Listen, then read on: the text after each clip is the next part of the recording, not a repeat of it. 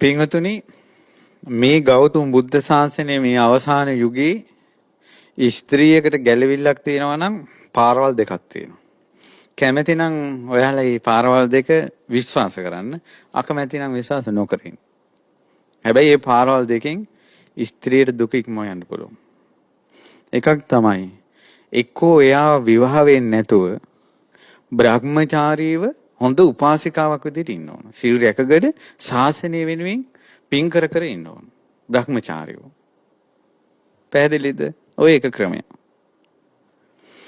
එහෙම නැත්නම් විවාහ වෙලා ස්වාමියාට උපස්ථාන කරගෙන ඉන්න ඕන. ස්වාමියා මොන වගේ චරිතයක් වුණා? මම ස්ත්‍රියගේ පැත්තෙන් කියන්නේ.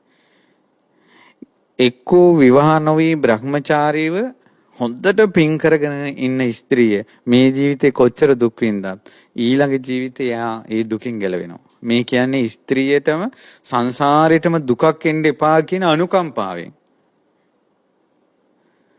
දෙවෙනි පියවර තමයි විවාහ වෙලා ස්වාමියාට දාසියක් වගේ උපස්ථාන කරගෙන ඉන්න ඕනේ. ස්වාමියා ඉක්මවා යන්නේ නැතුව. පින් කටයුතු කරන ගමන් ඉවසාගෙන ඉන්න ඕන. හිත රිදීම්, ආදරේ නැති ප්‍රශ්න, තමා ගැන හිතන්නේ නැති ප්‍රශ්න, දරුවෝ ඇති නැති ප්‍රශ්න, මේ හැම එකක්ම ඉවසගෙන ඉන්න ඕන. විවාහ වෙලා.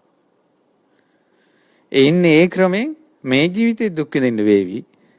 ආයෙන්නේ දුක. අනුකම්පාවෙන් ඒ වචනේ කියන්නේ.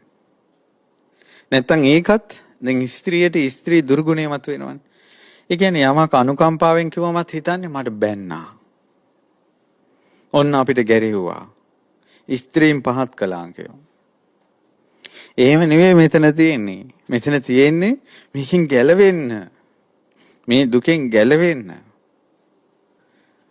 දැන් ඔතනත් විසඳුමක් විදිහට අපි කිව්වේ නෑ මහාන වෙන්න කියලා කිව්වේ නෑ.